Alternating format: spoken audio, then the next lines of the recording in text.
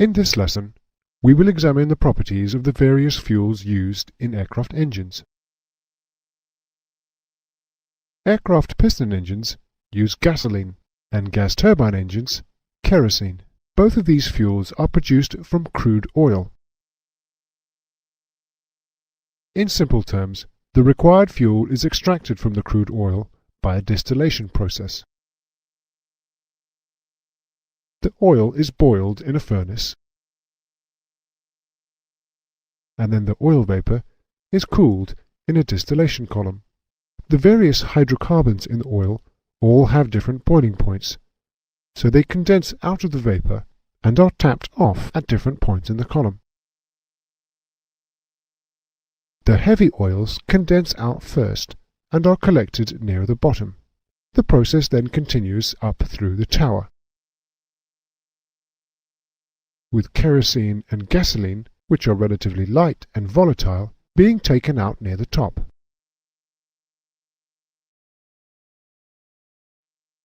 The specification for an ideal fuel for either a gas turbine engine or a piston engine include the following main requirements. It should flow easily under all operating conditions. It should have complete combustion under all conditions.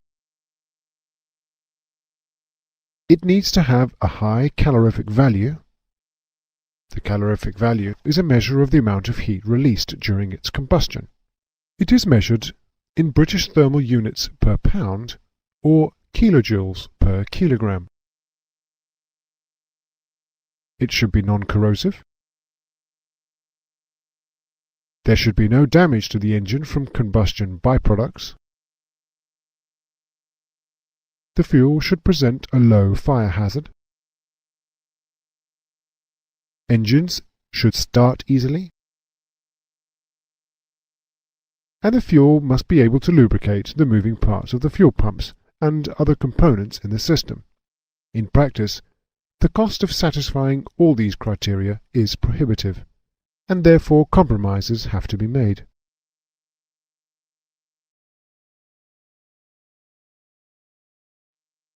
Piston-engined aircraft use gasoline fuels grouped under the title aviation gasoline or avgas. Aviation gasoline is manufactured to conform with the exacting specifications that are issued in the United Kingdom by the UK Aviation Fuels Committee on behalf of the Defence Material Standardisation Committee. The specification number for gasoline is Defence Standard, or DEFSTAN 91-90. Aviation gasoline is graded by octane rating. The octane rating of a fuel is a measure of the fuel's resistance to detonation when subjected to high temperature and pressure. A fuel's octane rating is checked in a test engine with the fuel-air mixture weak and with it rich. This gives the fuel 2 octane ratings. The weak figure is used in the fuel's name. So for instance, Avgas 100 is a 100-octane fuel when the mixture is weak, but a 130-octane when the mixture is rich. These 2 octane ratings are known together as the fuel's performance number or index, so Avgas 100 has a performance index of 100-130. High-performance engines with high compression ratios require high-octane fuel. Engines with lower compression ratios can use lower-octane fuel.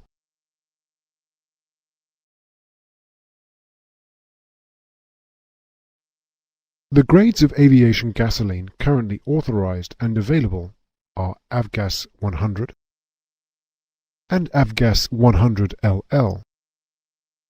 Avgas has a freezing point in the region of -58°C, and a flash point, which is the temperature at which the fuel vapor will ignite in contact with a flame, of -40°C or colder. It has a specific gravity of 0.72 at 15°C. Specific gravity is important, as fuel is delivered by volume, but pilots need to know its mass or weight, as the energy available from the fuel is dependent on its mass, not its volume. Avgas 100 is coloured green and has a performance number of 100-130.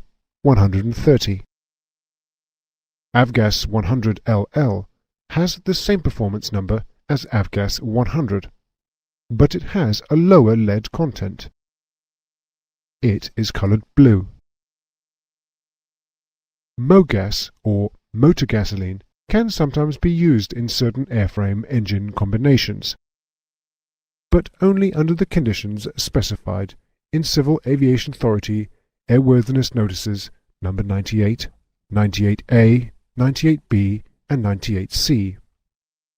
Because of the higher volatility and water content of MoGas, carburetor icing and vapor locking are much more likely to occur if this fuel is used. The subjects of carburetor icing and vapor locking are covered in detail in the piston engine series of lessons. Information and advice on the use of MoGas can be found in the CAA Safety Sense Leaflet No. 4B. Diesel piston engines use AVTER. This fuel is described in the gas turbine engine fuel section. Gas turbine engined aircraft use kerosene fuels. These are heavier and less volatile than gasoline fuels. They are placed between gasoline and diesel fuel in the distillation process. The two main types of gas turbine fuel in use in civilian aircraft are aviation turbine fuel, or AVTER, and aviation turbine gasoline, or AVTAG. As with aviation gasoline, in the United Kingdom, the specifications for these fuels are issued by the UK Aviation Fuels Committee on behalf of the Defence Material Standardisation Committee.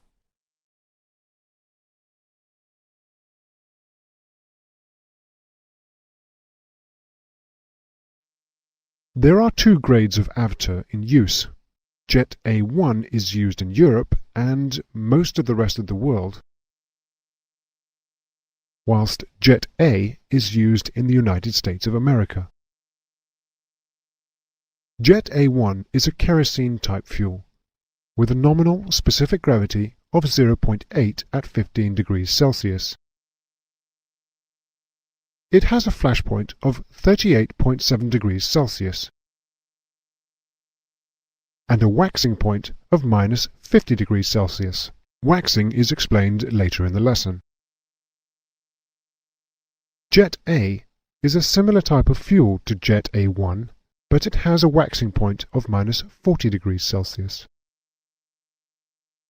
Gas turbine fuels are not dyed for identification. They retain their natural colour, which can range between what is termed as water clear to a straw yellow. AVTAG is known in civil aviation as Jet B. It is not generally used in civilian aircraft. It is a gasoline and kerosene mix with a nominal specific gravity of 0.77 at 15 degrees Celsius. It has a flash point of minus 20 degrees and a waxing point of minus 60 degrees Celsius. Because of the very low waxing point, it may be found in use at a small number of civil airfields in very cold climates.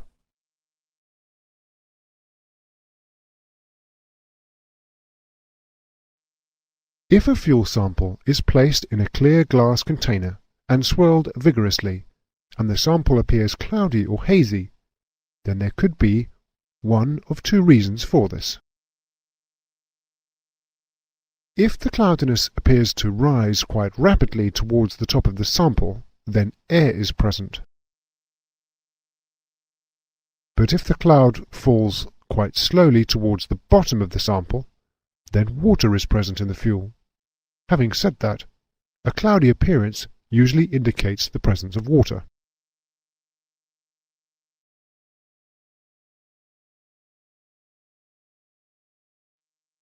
A certain amount of water is present in all fuel. The water, which is dissolved in the fuel, gives rise to a number of fuel system problems. As an aircraft climbs to altitude, the fuel is cooled and the amount of dissolved water it can hold is reduced. Water droplets form, and as the temperature is further reduced, the droplets turn to ice crystals, which can block fuel system components such as filters. A microbiological fungus, called Cladosporium resinae, is present in all turbine fuels. This fungus grows rapidly in the presence of water to form long green filaments which can block fuel system components. The waste products of the fungus are corrosive, especially to fuel tank sealing substances. The inclusion of a fuel system icing inhibitor, or FSII, in the fuel will help to overcome these problems. The inhibitor in common use inhibits the ability of the water in the fuel to freeze and acts as a pesticide which retards the growth of the fungus in the fuel. Jet A1 has FSII, but Jet A does not.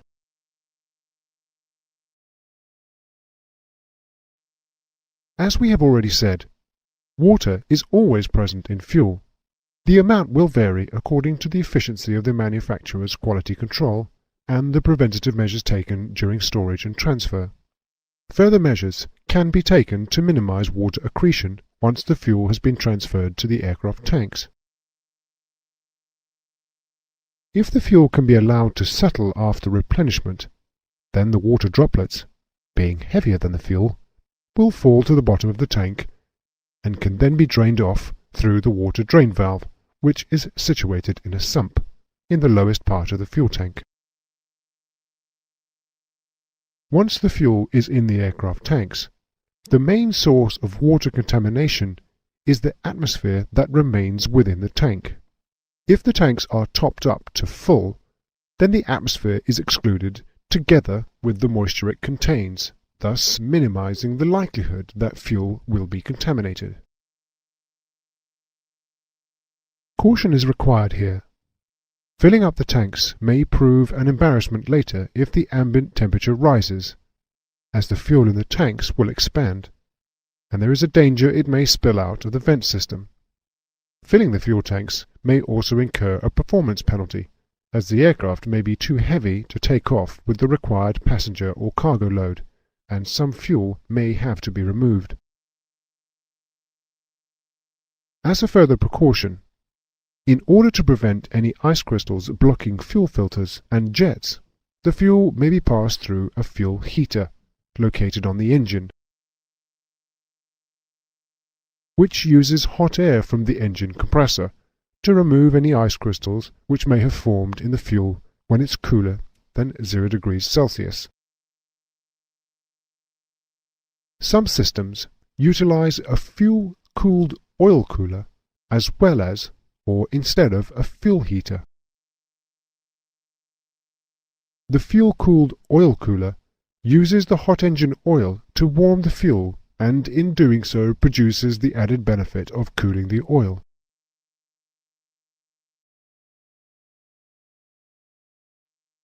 A number of additives may be blended into the fuel either at the refinery or the airfield to improve the operating ability of the fuel. A lubricity agent is added to the fuel to reduce wear in moving parts of the fuel system components. Static dissipator additives partially eliminate the hazards of static electricity generated by the movement of fuel through modern fuel transfer systems. This would otherwise be a particular problem with the high flow rates generated during refueling and defueling. Corrosion inhibitors protect ferrous metals in fuel handling systems, such as pipelines and storage tanks, from corrosion. Certain of these corrosion inhibitors improve the lubricating qualities of some gas turbine engine fuels. Metal deactivators suppress the tendency, which some metals, particularly copper, have, to cause the fuel to oxidize.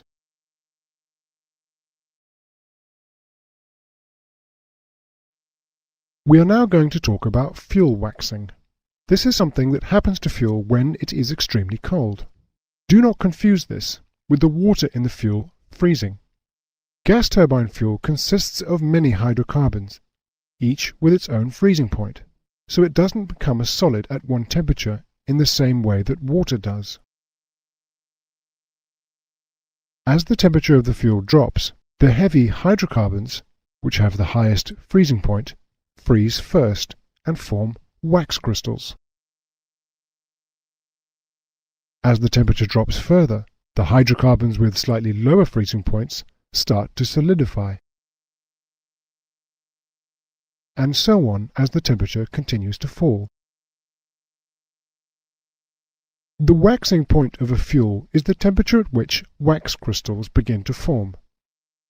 Jet A1 has a waxing point of -50 degrees Celsius, so waxing is only a problem for aircraft operating for prolonged periods at high altitude in very low temperatures. The crystals can clog the fuel filter and interfere with the operation of the engine fuel control unit. The effects of waxing can be minimized by the refinery keeping the heavy hydrocarbons in the fuel to a low level.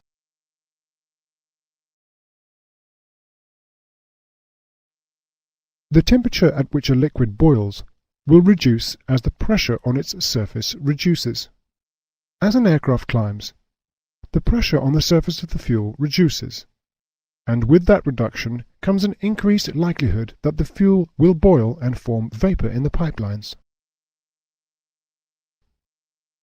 The vapor locks that this effect causes can cut off the fuel supply to the engine, with the result that the engine will stop. Fuel booster pumps fitted inside the tanks can help to overcome this problem by pressurizing the fuel in the pipelines from the tank to the engine, pushing fuel towards the engine rather than engine-driven pumps sucking fuel from the tanks and further reducing the pressure.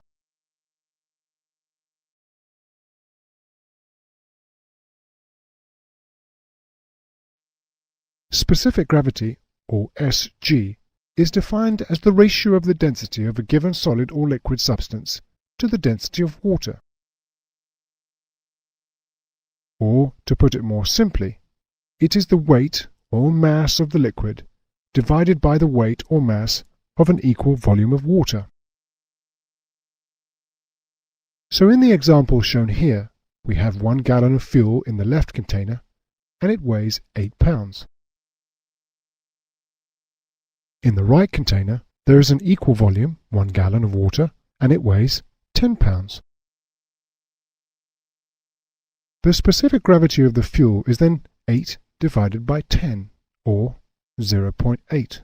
Specific gravity has no dimensions. The higher the specific gravity of a fuel, the greater will be the mass or weight of fuel for a given volume. And conversely, the lower the specific gravity, the less will be the mass or weight for any given volume. The specific gravity of fuel varies inversely with its temperature, so, depending on the storage conditions, the specific gravity of the fuel supplied to an aircraft may be different from the standard value. On modern aircraft fuel systems, this usually makes little difference, as fuel in the aircraft tanks is measured in mass or weight rather than volume, with the fuel quantity measuring system compensating for changes in fuel-specific gravity. However, if a high fuel load is required, it may not be possible to get sufficient volume of fuel on board for the required mass if the specific gravity of the fuel is low.